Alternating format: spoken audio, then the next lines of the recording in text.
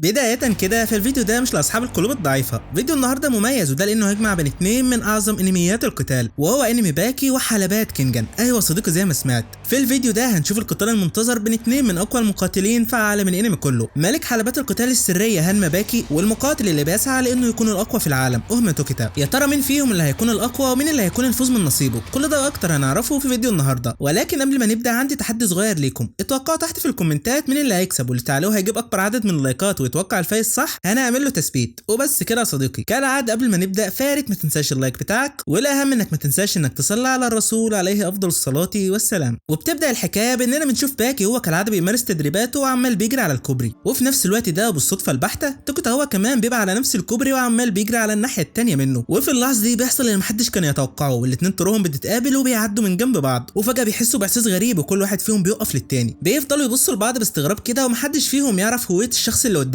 ومن قوه الهاله والتصادم اللي بينهم فالكوبري اللي واقفين عليه بيبدا في الاهتزاز زي ما يكون في زلزال هيحصل في المكان. كل ده علشان الاتنين واقفين قدام بعض، ولكن ومن حسن الحظ العجوز ياماشتا بيوصل على المكان وبينادي على توكيتا، ولأن قطع لقاهم ده فالكوبري بيهدى وبيرجع لطبيعته من تاني. توكيتا بيرجع يبص على باكي تاني ولكن ما بيلاقيهوش، بيستغرب ويفضل يبص حواليه يمين وشمال ولكنه اختفى. ياماشتا بيقول له هو في حاجه ولا ايه؟ توكيتا بيقول له لا ولا حاجه، وبيكملوا جري. باكي بعدها بيجي من وراه هو بيبتسم وشكلها كده هتولع. وبعد شويه بنشوف توكيتا واللي معاه هم في طريقهم من المبنى اللي بيقام تحته منافسات القتال السريه، وبنعرف ان سبب تواجدهم في المكان ده هو لان العجوز ميتسودو رئيس حلبات كينجان اقترح على توكيتا فجاه انهم ينظموا منافسه مع منظمه القتال السريه في طوكيو ويشوفوا مين فيهم الاقوى. بيدخلوا بعدها على الاسانسير والسكرتيره بتبدا تشرح لهم، بتقول لهم ان الحلبات دي بيرجع تاريخها لحقبه ايدو وتم انشائها على ايد الحاكم العسكري للمملكه في الوقت ده، وكان اسمه هو توكيجاوا ميتسو، واللي بيدير الحلبات في الوقت الحالي هو الزعيم ال13 لاسره توكوجاوا، وطبعا كلنا عارفينه. وفي اللحظه دي العجوز ياماشتا بيجي في باله حاجه كده وبيقول لها انا سمعت اسم توكوجاوا ده فين قبل كده. السكرتيره بتقول له زي ما انت توقعت، فالشخص اللي اسس منظمه كينجان يبقى الحاكم العسكري السابع للمملكه، وهو كمان يبقى من عيله توكوجاوا. بمعنى تاني رسم منظمه كينجان والعجوز توكوجاوا هما الاثنين يبقوا من نفس العيله، يعني في مقام الاخوات. بيفضلوا ماشيين وتوكيتا بيقول لها انا كده فهمت. بيفتكر لما العجوز ميتسو كلمه وقال له انه كان سهران مع صديقه ليه، ولانهم ما كانوش في وعيهم فالاثنين اتحمسوا زياده عن اللزوم وقرروا انهم يتنافسوا مع بعض وكل واحد هيجي من المقاتلين بتوعه. بمعنى تاني المنافسه دي كلها اتنظمت ان المعلمين ما كانوش في وعيهم تبا لحياه الاغنياء. بيفضلوا ماشيين وتوكيتا بيبقى متضايق، بيقول لها اشمعنى احنا الضيوف؟ السكرتيره بتقول له شكلك كده ما تعرفش، دي مش اول مره ننظم فيها حاجه شبه كده، نظمنا قبل كده منافسه بين المنظمتين وجبنا مقاتل من حلبة القتال السريه على منظمه كينجان، وبيطلع ان المقاتل ده كان هو روتشي دوبو. يا محاسن الصدف. وفي نفس الوقت ده كاتسومي ابن دوبو بيبقى مع باقي الشله وبيحكي لهم ان ابوه كان شارك قبل كده في المنافسه دي بصفه ممثل لحلبات القتال السريه. ريتسو والباقي بيقولوا له بعدين مين فيهم اللي فاز، ولكن كاتسومي بيفاجئهم ويقول لهم ما اعرفش، كل اللي اعرفه انه قاتل، وقتها انا فاكر انه لما رجع اضطر يستريح في السرير لمده 6 شهور بحالهم. الباقيين بيتصدموا من كلامه، للدرجه دي مقاتلين كينجان اقوياء؟ ريتسو بيقول لهم انا سمعت عنهم، اغلبهم مقاتلين ماهرين وبيمثلوا شركات عملاقه، والفائز بيحصل على الجائزه. بمعنى تاني في العالم بتاعهم القوي هو اللي بيحصل على كل حاجه. وعلى الناحيه الثانيه بيوصل شخص يدعم توبي وبيقابل جايا مقاتل الصحراء، بيقول انا سمعت عنك انت بتستخدم الصوت كوسيله للهجوم وده في حد ذاته يعتبر انجاز كبير. جايا بيضحك كده وبيقول له ايه رايك تجرب هنا ودلوقتي؟ لسه هيعملها بس توبي بيقلع النضارات وبيقول له صلي على النبي يا عم، انا عم ما بشوفش، يعني نقطه ضعف القاتله هي الصوت. جايا بيضحك وبيقول له كنت عارف بس كنت عايز اشوف رد فعل الشخص اللي بيلقبوه بسفاح المذابح. التاني بيروح يقف جنبه وبيطلع ان الاثنين دول هم اللي هيكونوا مسؤولين عن حراسه الحلبه. يا ترى مين الغبي ده اللي هيفكر يدخل على هنا وكل الوحوش دول موجودين؟ وجوه الحلبه بقى صديقي، وفي خلال ما دوبو قاعد بيجي له شخص كده من مقاتلين كينجان لسه هيتكلم معاه ويلاقي دوبو عطلك في صدره، وفي اللحظه دي دوبو بيحس بقوه جسمه، بيقول له بغض النظر عن شكلك فيبدو كده ان كوريست جسم ابوك القوي، مش كده ولا ايه؟ وبيطلع ان الشخص ده يبقى ابن المقاتل اللي دوبو قتله لما راح على حلبات كينجان. وعلى الناحيه الثانيه اوليفر هو كمان بيبقى وصل وقابل راينهولد بجسمه الضخم. الاثنين بيفضلوا يبصوا على عضلات بعض كده صديقي، وراينهولد بيقول له ايه نوع التدريب اللي بتمارسه علشان تبني كل العضلات دي؟ اوليفر بيقول له مش حاجه كبيره، بجر طريقه هليكوبتر من وقت للتاني علشان ابقى كده. التاني بيتفاجئ من كلامه، اوليفر بيقول له انت؟ التاني بيضحك وبيقول له كنت بجر عربيه سباق، مش كتير يعني. وواضح كده ان الاثنين دول في عالم لوحدهم. شيبوكا ملك الكونغ فو بقى عمال يتفرج عليهم وبيتريق عليهم، وده لانهم فاكرين ان العضلات كل حاجه وما يعرفوش ان كل ده مش مهم. بيدخل عليه هاتسوم الشخص اللي كان اخد مكان توكيتا في القتالات وبيقول له ما معكش ولاعه؟ ولعتي وقعت مني وانا في طريقي لهنا. وشكلها حفله كبيره قوي يا صديقي. بقى مقاتلين كينجان هم كمان ومن ضمنهم ادم وكوزمو بقى عمالين يتكلموا وبيستغربوا اول ما بيعرفوا ان القتالات اللي بتتعمل هنا مفيش عليها جوائز. وبنشوف ان ريتسو هو كمان وكاتسومي وباقي الشله بيبقوا قاعدين قدامهم، وتشيهارو المضحك بيبقى عمال يبص لهم بطريقه كده فيها تحدي واستفزاز. المصارع بيخاف من نظراته بس ادم بيتحمس وبيقرر انه هيبص له هو كمان بنفس الطريقه، وشكلها كده فيها تحديات نظرات. كاتو بيقول له انت هتفضل تعمل كده لحد امتى؟ تشيهارو بيقول له لحد ما هو اللي يبطل. انا مش هخسر صوت الغبي ده والا ما اقدرش اعتبر نفسي راجل. ملك البحار جاكو بيبقى عاجبه الوضع وعايز ياخدهم كلهم لمدرسته علشان يعلم الجيل الجديد. وعلى الناحيه الثانيه الطبيب هنفسه بقى بيراقب كل اللي بيحصل من الشاشه متحمس على الاخر، وده لان دي هتبقى الفرصه المثاليه علشان يشرح اجسام المقاتلين دول. يا ريت لو تموتوا بسرعه علشان اشرحكم. ولكن الطيب كورها بيتدخل وبيقول له للاسف ده مش هيحصل. انافوسا بيتعصب ويقول له مالكش دعوه، يا ريت لو ما تقاطعنيش تاني، وبيقفوا قدام بعض. يا حلاوه، حتى الاطباء كمان هيتخانقوا. الممرضه بتحاول تهديهم ولكن الاثنين بيسلموا على بعض، وبيطلع ان الاثنين دول في الاساس يبقوا اصحاب كانوا درسوا الطب مع بعض زمان. وفي اللحظه دي بنشوف في الشاشه ان القتال بيبقى على وشك انه يبدا. كل من العجوزين توكوجاوا وميتسو بيبداوا يتكلموا، بيقولوا لهم طبعا زي ما انتم عارفين فالقواعد كالتالي: عدا استخدام الاسلحه فكل حاجه مسموحه هنا، والفائز هو اللي هيفضل في وعيه لحد النهايه. قواعد بسيطه بس دمويه بكل معنى الكلمه. العجوز توكوجاوا بياخد المايك وبيقول لهم انا وصديقي العزيز اخترنا المقاتلين اللي هيشاركوا في المنافسه دي، ومتحمسين لاننا نشوف قتالات نفضل فاكرينها لحد باقي عمرنا. ودلوقتي هيبدا القتال، حلبة القتال السريه ضد منظمه كينجان. المنافسه هتبقى عباره عن قتال من 3 جولات، في كل جوله هنختار مقاتلين شكل، واللي مقاتلينه هيفوز بجولتين اكتر من اصل الثلاثه هو اللي هيكون ليهم النصر. هي دي المنافسه الاعظم. امبراطور البحر بيبقى قاعد وبياخد باله من الناب، وبيقول يبدو كده انه بقى مشهور عن اخر مره. ريتسو بيقول له هو انت تعرفه؟ بيقول له قابلته زمان من فتره كبيره. العجوز ياماشتا هو كمان بيبقى قاعد ومتحمس لان القتال اخيرا هيبدا. السكرتيره بتاخد بالها ان انتوا كده مش موجود، وياماشتا بيقول لها وقال انه عايز يسخن شويه، وده طبيعي اكيد حس بحاجه. وبالفعل توكتا بيبقى عمال يمارس تدريبات الاحماء بتاعته وفي اعلى درجات الحماس، ومتحمس لقتاله مع باكي، وما يعرفش ان باكي هو كمان واقف على ايديه ومستني الوقت. واخيرا اجى موعد النزال الاول. المعلقين بيبداوا يتكلموا ويعلنوا عن اسماء المقاتلين اللي هيخوضوا النزال الاول. من حلبات كينجان، طوله بيبلغ 184 سم، وزنه 88 كيلو، بيلقبوه بروح القتال سو باينج، نفس الشخص اللي القى التحيه على دوبو من شويه. وعلى الناحيه الثانيه خصمه اللي هيكون من حلبة القتال السريه، بيتميز بطوله اللي بيوصل لمتر و90 سم، ووزنه اكتر من 160 كيلو، زعيم الجيل الثاني للياكوزا، ملك القتالات والعصابات الاول في اليابان كلها، الوحش هاناياما كاورو. يا حلاوه، من اولها كده مين كان يتوقع ان هاناياما جاي؟ ومن هنا هيبدا النزال. كل واحد فيهم بياخد وضعيته والجرس بيرن. سوي بادر بالهجوم وهاناياما بينقض عليه بلكمته الخارقه، ولكن سو بيفاجئ الكل وبيتفادى اللكمه، بيديله في وشه وبعدها بينهال عليه بوبل سريع من اللكمات، ولكن على مين يابا؟ هاناياما زهق منه، بيشد قبضته واحلى لكمه متفجره بتطيره حرفيا لاخر الحلبه. كل اللي بيتفرجوا مصدومين من قوته. ده نوع التدريب اللي كان بيتدربه. المصارع بيقول لهم انا سمعت عنه، عمره ما اتدرب على اي حاجه قبل كده، كل اعتماده على حجم قوته الاستثنائيه اللي هو اتولد بيها، واسلوب قتاله اتعلمه من كتر المعارك الكتيره اللي هو دخلها. هو ده هاناياما كاورو. هاناياما بيبص لعجوز توكوجاوا ويبدا يفتكر كلامه، بيفتكر لما قال له انه لا خصم كتير ليه وطلب منه يقاتله، وساعتها هاناياما وافق بدون تردد من غير حتى ما يسال هو مين. نرجع بقى للقتال. سو بيقوم يقول له انا حسيت بلكمتك، بس ده مش هيكون كافي علشان تهزمني. هاناياما في الوقت ده بيقلع اللي في رجله، بيقطع بدلته الوشم اللي على ظهره بيظهر. الكل اول ما بيشوفوه بيتصدموا، بما ان هاناياما قلع هدومه فده معناه انه اعترف بقوه خصمه. بياخد وضعيته وبيقول له تعالى لي. سو ساعتها بيتحمس على الاخر، بيتريق على هاناياما، وهاناياما بيشد قبضته وبيديله واحده من لكماته، بس سو المره دي بيستحملها وبيرد عليه بواحده زيها. هاناياما بيعجبه الموضوع وبينزل عليه بالثانيه، بس سو بيرد عليه بركله دائريه، والاثنين بيتحمسوا وبيبداوا يتبادلوا الضربات بكل وحشيه وبسرعه لا تصدق. كل اللي بيتفرجوا مصدومين، ازاي في شخص قادر يجاري هاناياما كاورو في قتال بالايدي؟ الواد ده حرفيا مجنون. هاناياما بيديله في وشه، لكن المره دي سو بيوقفها ويرد له الهجوم. بيبدا يفتكر في كلام العجوز ميتسو لما طلب منه انه يشارك في القتال، وقال له ان القتال بين ابوه وروتشي دوبو كان قتال ملحمي بكل معنى الكلمه، وهو عايز يشوف حاجه زيه. سو وقتها اتحمس وقال له انا موافق، مش هخسر قدام مقاتلي حلبة القتالات السريه. نرجع بقى للقتال. هاناياما بنقض عليه بلكمه اسطوريه ويتبعها بالثانيه، لكن سو المجنون بيصدها بجمجمته. هو ده اللي انا كنت مستنيه، احلى ركله عليك. وهاناياما من قوتها بينزل على ركبته، كله مصدوم. هو الواد ده بيحسش ولا ايه؟ ازاي بعد كل اللي كمان في جمجمته ولسه قادر يقف؟ واتاري ان سو كان بيدرب راسه كل يوم من لما كان لسه في الخامسه من عمره. ايوه صديق المجنون كان بيفضل يدربها بالمطرقه والصخور، وده اللي خلى جمجمته تبقى اقوى حتى من المعادن. دوبو بيقول لهم مش جمجمته بس، ده مرن كل عظام جسمه بنفس الطريقه، وانا حسيت بده لما حاولت اهاجمه من شويه. بمعنى تاني كل جسد سو مناع ضد لكمات هاناياما، بس برضه هاناياما مش بالسهوله دي. تعالى لي يابا. بيمسكه من ايديه وبيستخدم عليه تقنيه الانقضاض، بيضغط عليها جامد من قوه صابعه، دراع سو حرفيا بيبقى لحمه على العظم. بياخد بعدها وضعيته وبيدوله نفس اللكمه المتفجره وبيطيره لاخر الحلبه، بس برضه ده مش كفايه. سو بيقوم من تاني وبيبدا يقرب عليه وهو بيبتسم. هاناياما بياخد وضعيته وبيجهز لنفس اللكمه. سو بيصرخ باعلى صوته وبيروح عليها بجمجمته، وهنا كانت المفاجاه. صابع هاناياما حرفيا اتكسرت. هو ده اللي سو كان بيخطط ليه من البدايه. كل اللي بيتفرجوا مش مصدقين، ده صد ضربه هاناياما بدماغه، بس برضه ده هاناياما حاجه زي دي ولا تفرق معاه، بيتني صابعه المكسوره ويخليها تشكل قبضه. ومن تاني بياخد وضعيته المدمره. سو بينطلق عليه وهانايما بيدوله نفس اللكمه من تاني وتالت، وصاع عمال بيصدها بجمجمته، ولكنه خلاص بيوصل لحدوده. هانايما بيدوله اللكمه الاخيره، وسو بيطلع على اخر الحلبه، ولكنه المره دي ما بيقدرش يقوم تاني. وفي كده يبقى الفايز في الجوله الاولى هو هاناياما كاورو. هو ده اللي كان متوقع من البدايه، فحتى لو جمجمه سو مصنوعه من المعدن فكده كده ما كانش هيقدر يتجنب تاثير الارتجاج في المخ. وبنشوف ان بالرغم من كل الاصابات اللي عند سو لكنه بيقوم تاني وبيطلع يجري على هانايما وهو بيصرخ. ومن تاني هانايما بيديله نفس اللكمه ويسقطه ارضا. عربات الاسعاف بعدها بتيجي تشيله، هانايما بيقول له انا استمتعت بالقتال، انت خصم قوي، وبياخد بعضه وهو بيمشي. وبعد انتهاء القتال فالكل بيكون متحمس وعلى اعصابه. اذا كان القتال الاول كده امال التاني هيبقى عامل ازاي؟ وبنشوف ان ملك البحار جاكو بيبقى حرفيا في عالم موازي وهيموت وياخد سو في مدرسته علشان معلم الجيل الجديد. ومش بس كده لا، ده كمان كل من اوليفر وراينهولد بيبقوا عمالين يتخانقوا، وده لان اوليفر شايف ان عضله الفخذ عند راينهولد ناقصها شويه جماليه وكده البنات مش هتحبه. راينهولد بيقول له بنات؟ اوعى تقول لي انك بنيت عضلاتك لسبب عبيط زي ده. اوليفر بيتعصب ويقول له سبب عبيط؟ لا ده احنا كده لازم نساوي الخلاف ده. وبيقرروا انهم هيلعبوا ريست والفايز هو اللي عضلاته هتبقى اجمد. وفعلا بيبداوا يلعبوا والمجانين بيبقوا يكسروا حلبة من قوتهم. وفي الوقت ده كل من شيبوكا وهاتسومو بيتدخلوا بيرموا العملاقين دول في الهواء. مش قلت لك مش بالعضلات؟ شيبوكا بيتصدم ان هاتسومو هو كمان عارف ينفذ نفس حركته ويقول له انت شكلك كده ليك في الكونغ فو. هاتسومو بيقول له ده شرف ليا ان شيبوكا بنفسه يثني على مهاراتي. وفي الوقت ده توكيتا اخيرا بيوصل على المكان وبيقول لهم انا كنت بشاهد النزال على الشاشه، شكلي كده هضطر ابذل كل قوتي. وفي اللحظه دي بيحس بآلة قويه جدا وراه. الوحش باكي واقف على الناحيه الثانيه ومستنيه، ويبدو كده ان الاحساس متبادل ما بينهم. وبعد شويه بيجي اخيرا موعد النزال الثاني. بيبدا اعلان عن المقاتلين. من حلبة القتال السريه المقاتل اللي بيبلغ طوله 214 سم،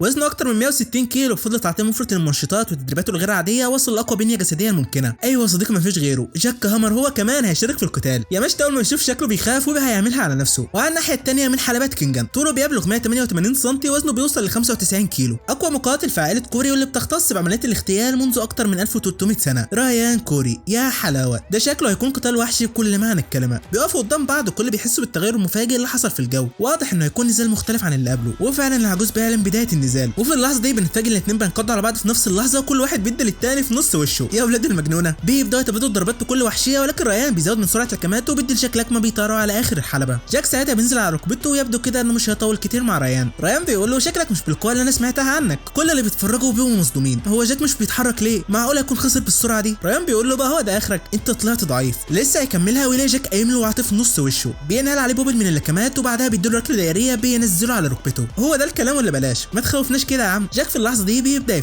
بيفتكر لما عجوزة الجوجاو كلمه وطلب منه ياخد قتال ضد رايان. جاك وقتها بيرفض وبيقول له انا ما عنديش وقت، في شخص تاني لازم اتفوق عليه، وطبعا الشخص ده هو بيكل. توكوجاوا بيقول له ما هو علشان كده لازم تقاتل الشخص ده بالذات. بيبدا يشرح له ويعرفه ان رايان يبقى وارث عائله كوري، وده لانه عباره عن ناتج دمج العديد من الجينات الخارقه عبر مختلف الاجيال. بمعنى تاني على عكس جاك اللي بياخد المنشطات ويعتبر بشري معدل، فرايان اتولد قوي من البدايه وجيناته كلها طبيعيه. علشان كده لو عايز تنتصر على بيكل فلازم تفوز على رايان الاول يا جاك. جاك وقتها بيقتنع وبيقول له تمام انا موافق. نرجع بقى للقتال. جاك بينطلق على رايان ولكن في الثانيه في الثالثه بيسقطوا ارضا. رايان بيقوم يقول له دلوقتي فهمت انت كنت ساكت ليه؟ انت تعطيت منشطات كتيره مش كده؟ واحد زيك ضحى بكل حاجه علشان يبقى قوي، علشان كده انا مش هتهاون معاك. وبالفعل بيبدا يستعمل نفس التقنيه اللي استعملها ضد توكيتا، تقنيه التنحيه. كل اللي بيتفرجوا مش فاهمين حاجه. امبراطور البحر بيبدا يشرح لهم، بيقول لهم عن طريق انك بتلغي كل الحواجز اللي الدماغ بيحطها عليك هتقدر وقتها انك تخرج كل القدرات اللي موجوده جواك. بس ما توقعتش ان لسه في شخص يقدر يخرج قدراته للدرجه دي كلها. ورايان بقى عنده القدره انه يخرج 100% من قدراته. عدد قليل بس على مدار التاريخ من افراد عائله كوري قدروا يعملوا كده. رايان بيتحمس وبيستعد للهجوم وجاك بيقول له تعالى لي، وبيبلع المنشطات اللي كان مخبيها في بقه. ولكن رايان بيفاجئه، بينقض عليه بسرعه البرق وبيلزقه في الحلبه. بيرفع بايد واحده بيفضل يدوس عليه زي المجنون، والمنظر بصراحه مش لاصحاب القلوب الضعيفه. ولكن هل جاك هيخسر بالسهوله دي؟ بيقوم ابن المقرفه بيبدا يرجع في كل المنشطات اللي اكلها، ونتيجه لكده فجسمه اغلب العضلات اللي عنده بتخس. بيقول له تعالى لي، فبما ان جاك نزل اغلب العضلات اللي كانت عنده فكده بقى اخف ويقدر يزود من سرعته. حرفيا مجنون بيقاتل مجنون. الاثنين بيبتسموا ويبداوا في تبادل الضربات بسرعه كبيره. والظاهر كده ان جاك بيبقى اتاثر باسلوب قتال بيكل، وده لانه يمسكه من رجله وبيعض رايان من كتفه وعايز ياكله. يا ابن الجعانه يا جاك. رايان بيتفادى الضربه وبيرجع يهجم عليه من تاني، بيمسكه من فكه وعايز يرجع الحته اللي اتاكلت منه، بس برضه جاك بيعضه تاني، حته من رجله على حته من رجله، وحرفيا الواد شبه اتاكل. كل اللي بيتفرجوا حتى انا بنبقى مصدومين. توكوجاوا بيقول له شكلنا كده كنا غلطانين يا ميتسو، ما كانش المفروض ننظم القتال ده. لو استمر الوضع على كده فالقتال ده مش هينتهي غير بموت واحد فيهم. جاك بيهجم عليه ولكن رايان بيمسكه من رقبته. هو ده الهجوم الاخير، اللي هيفقد وعيه اول هو اللي هيخسر. يا ترى مين اللي هيفوز؟ ولكن جاك هو اللي بيوصل لحدود الاول، وللاسف بيغمى عليه وبيقع على الارض. الفايز هو رايان كوري، ولكن جاك بيرفض النتيجه. بيقوم من تاني ويبداوا يتبادلوا الضربات. بقى الحكام بييجوا بيحاولوا يوقفوا النزال ده ولكنهم بيبقوا خايفين يقربوا. توكوجاوا بيزعقوا بيقول لهم كفايه، الفايز اتحدد خلاص، ولكنهم بيتجاهلوا كلامه. وعند جايا منتبه بنشوف ان في شخص عملاق كده بيوصل وبيكسر البوابه وبيدخل على الحلبه. والمفاجاه ان الشخص ده بيطلع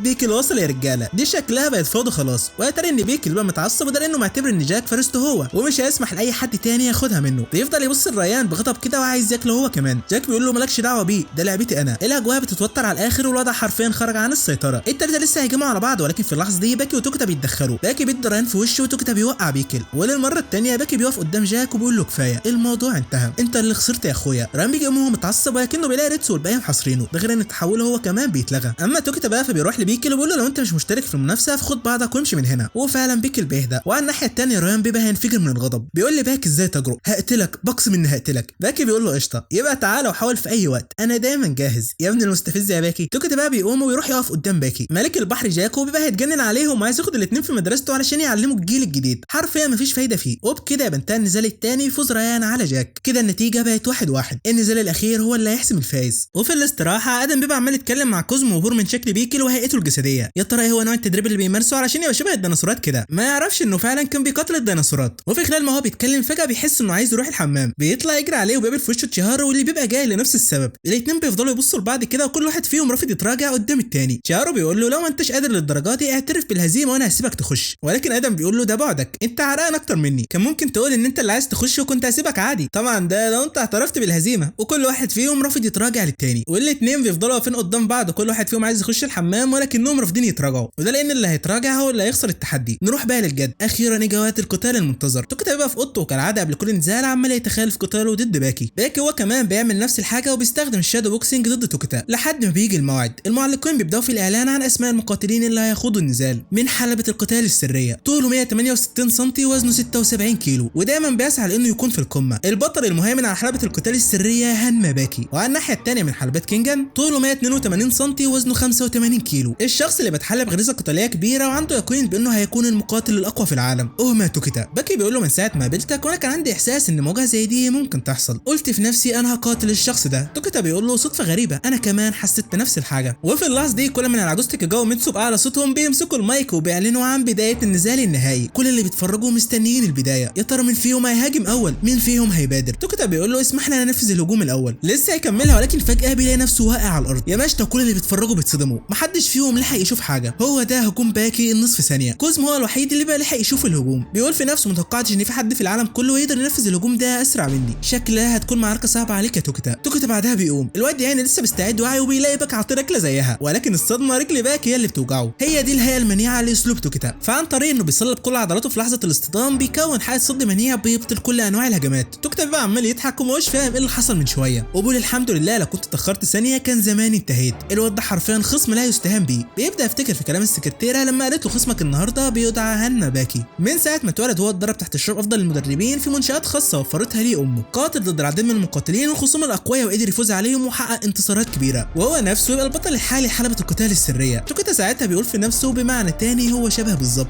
كل اللي يعرفه في حياته هو القتال وبس. بيقول لهم سيبوني لوحدي انا داخل انام. الاثنين لسه هيعترضوا ولكنه بيقول لهم ما تفهموش غلط، لو انا هقاتل حد بالقوه دي فعايز اقتله في راسي اول. نرجع بقى للقتال. توكتا بيتحمس وبينقض على باكي بابل سريع من الهجمات ولكن باكي بيصدها كلها. بيهاجمه في كتفه ولكن في اللحظه دي توكتا بيصلب عضلاته وبيرد عليه بركله دائريه وبيقول له ما تحاولش يا باكي، مش هتعرف تتخطى دفاعي. ولكن على مين يابا، انت حرفيا بتقاتل عبقري. بيديله ضربه في بطنه وبيخليه يطير لاخر الحلبه. ده ازاي كده؟ معقوله قدر يلغي تقنيه الصد المنيع؟ واحد فيهم بيقول دلوقتي فهمت. بيبدا يشرح لهم وبيقول لهم باكي بيركز كل وزنه في قبضته، حتى التقنيه بقوه الصد المنيع مش هتقدر تصدها. ده بيقول له يا ترى هو احساسك وانت بتجرب لكمه كل المفاصل فيها عباره عن صدمات، ربنا يكون في عونك يا ابني. توكتا بعدها بيقوم بيبقى حاسس ان زي ما يكون لكمه باكي اخترقت كل معدته. باكي بيقول له لا مؤاخذه بقى بس هي دي الضربه الوحيده اللي تقدر تخترق تقنيتك. الاثنين بياخدوا وضعيتهم وباكي بيطير عليه بسرعه كبيره وبيحاول يسددوا نفس اللكمه، ولكن توكتا بيفاجئ الكل بيروح على اللكمه بكتفه. كل ما نيرسو وكاتسومو بيتصدموا بيفهموا ان توكتا قلل المسافه بينهم وبين اللكمه، وبالطريقه دي قدر انه يوقفها قبل ما الهجوم يطلق كل قوته. قدر يتعامل مع هجوم بالقوه دي بعد ما شافه المره واحده بس. حتى توكتا هو كمان يبقى عبقري. ابن اللعيبه بيقلد نفس حركه باكي وبيديله في نص وشه، بس باكي بيقوم بسرعه بيهجم عليه والاثنين بيبداوا في تبادل الضربات بسرعه كبيره. محدش من اللي بيتفرجوا مصدق ان في شخص قادر يجاري باكي في سرعته. بيستمروا في الهجوم على بعض وباكي ساعتها بيقرر يفاجئه بحركته الاسطوريه، بيرخي كل جسمه وبينفذ عليه ضربه الصوت. ايوه صديقي، الضربه الوحيده اللي قدرت تاثر حتى على هانما يجرو. حرفيا الجحيم مستنيك يا توكتا. وبالفعل توكتا بيقع على الارض وبيفضل يصرخ من شده الالم. محدش من اللي بيتفرجوا فاهم حاجه اللي هو عمله بالظبط. توكتا بيجي يقوم وبنشوف ان ايد باكي بتبقى علمت على ظهره كده. تقنيه الصد المنيه ما عادش ليها اي لازمه. ضد هجوم زي ده من المستحيل الدفاع ضده. باكي بعدها بيستمر في الهجوم عليه وتوكتا عمال بيتراجع لورا. باكي بيجري عليه ولسه هيكرر الهجوم من تاني ولكن توكتا مش سهل برضه. بيقول له ما تستهنش باسلوب القتالي. بيستخدم عليه تقنيه دفاع عن النفس وبيقلبه على الارض. كل ما تشوكاوا وهاتسو ينبهروا من مدى اتقانه في فنون الايكيدو. توكتا بيقول له كده ضربه الصوت بتاعتك ما عادش هتنفع ضدي، ولكن انت لسه ما شفتش حاجه يا توكتا. في اللحظه دي باكي بياخد وضعيه الديناصور اللي استعملها ضد بيكل ومحدش من اللي بيتفرجوا فاهم حاجه اللي هو بيحاول يعمله بالظبط. وفي جزء من الثانيه باكي بيرخي كل جسمه وبيطير عليه في لمح البصر، ولكن توكتا بيصدم الكل وصدمنا احنا شخصيا. بيتصدى ليها وبيرزعه في اخر الحلبه. محدش لحق يشوف حاجه. بينطلق عليه وبيستخدم تقنيه الضربه الحديديه ولكن باكي مفاجاته ما بتنتهيش. بيستخدم تقنيه الدفاع الشيوري اللي امبراطور البحر كان استعملها في قتاله ضد يوجرو. بيديله كمان لكمه بسرعه ناخل اللي كاتسومو قدر بيها ينافس بيكل والكل في اندهاش تام. توكتا بيجي يكرر نفس الهجوم عليه ولكن انت بتعمل ايه؟ باكي المره دي بينسخها وبينفذها هو عليه. يا ابن اللعيبه يا باكي. توكتا مش مصدق اللي هو شايفه. ازاي قدر قادر يستعملها بعد ما شافها مره واحده بس. في اللحظه دي بيفتكر كلام معلمه لما قال له ان العالم كبير وفي العديد من المقاتلين اللي هو ما يعرفش عنهم حاجه. باكي بيقول له انا جربت عليك تقنيات كتيره وبصراحه ما توقعتش انك هتقدر تصدها كلها، انت فعلا الخصم اللي كنت بتمناه، تعالى لي بقى. بيهجم عليه ولكن فجاه بنشوف ان باكي هو اللي بيترمى لاخر الحلبه. يا حلاوه، توكي تستخدم اقوى تقنيه عنده، التحول الشيطاني. تقنيه بتشبه تقنيه ريان اللي شفناها من شويه، واللي بتعمله انها بتسرع الدوره الدمويه وبتحول الحراره اللي في الجسم لقوه هجوميه، ولكن مشكلتها انها بتضغط على الجسم 5 اضعاف الضغط الطبيعي. ولكن لو فاكر ان توكي لوحده هو اللي عنده تحول شيطاني تبقى غلطان. باكي بيقوم ودم عيلة هانما بينشط فيه، الكل اول ما بيشوفوا ظهره بيترعبوا. ايوه هو ده الظهر الشيطاني. يبدو كده ان النهايه قربت، الاتنين بقوا قصاد بعض كل واحد في اقصى درجات القوه. يا ترى مين اللي هيفوز؟ بيهجموا على بعض والوضع بقى جنوني حرفيا، هجمات بسرعه قوه كبيره كل واحد فيهم جايب اخره. هو ده القتال اللي هم كانوا مستنيينه، قتال كل واحد فيهم بيرفع من مستوى التاني. توكيتا بيقول انا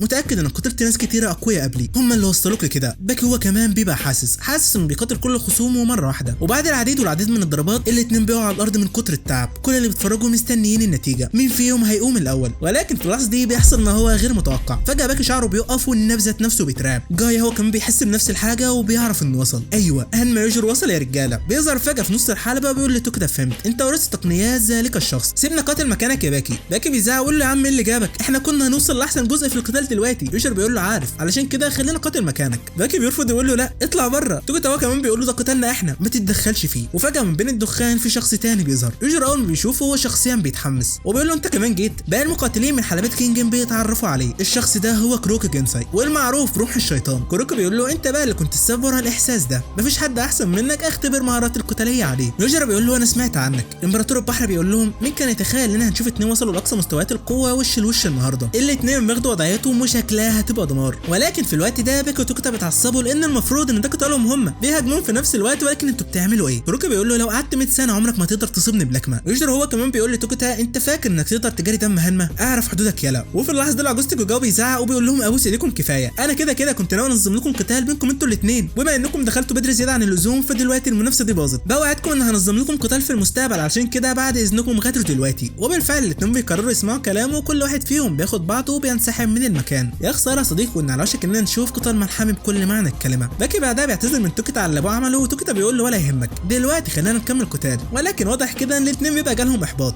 وبيطلع ان اللحظه اللي هم هاجموا فيها يوجر وكروكي كل واحد فيهم اخد اللي في النصيب واتضربوا يا صديقي. بيضحكوا وبيقرروا في النهايه انهم هياجلوا القتال لوقت تاني. وفي اللحظه دي توجاوا وميتسو هم كمان بيقتنعوا بالنتيجه وبيقرروا انهم هيعتبروا نتيجه النزال الاخير ده هي التعادل. وبما ان كل منظمه فيهم حصلت على فوز واحد وخساره واحده وتعادل، فكده هتبقى المنافسه دي انتهت بالتعادل. وفي النهايه قرروا انهم هيحددوا مين الفايز في المنافسه الجايه. وبالليل بنشوف ان سيشو بيبقى حاسس ان في حاجه غلط، بيطلع على السطح واحساسه بيطلع في محله. بيلاقي المجرمين الخمسه اللي شفناهم في الجزء الاول هم متجمعين وبيتحدوا في قتال. بيقول لهم تعالوا لي اجا وقت تنفيذ العداله. وشكل الوضع كده مش مبشر بالخير يا صديقي. وعلى الناحيه الثانيه وبعد انتهاء القتال باكي بيرجع لاوضته وبيكمل تدريباته، وبيحاول انه يتخيل توكيتا هو في تحوله الشيطاني وفعلا بينجح في ده. توكيتا هو كمان بيبقى بيعمل نفس الحاجه وبيحاول يتخيل باكي بكل تقنياته وحركاته وبرضه بينجح، والاثنين متحمسين لقتالهم الجاي. وبس كده يا صديقي لحد هنا بيكون انتهى الفيديو بتاعنا. انا عارف ان نهايه القتال ما كانتش مرضيه، وبصراحه انا برضه ما اقتنعتش بيها، وفي رايي الشخصي كان واضح ان باكي هو الاقوى. اكتبوا لنا في الكومنتات انتوا شايفين مين اللي كان يستاهل يفوز. وبس كده يا صديقي لحد هنا بيكون انتهى الفيديو بتاعنا. نتقابل على خير في فيديو جديد، وبس كده سلام.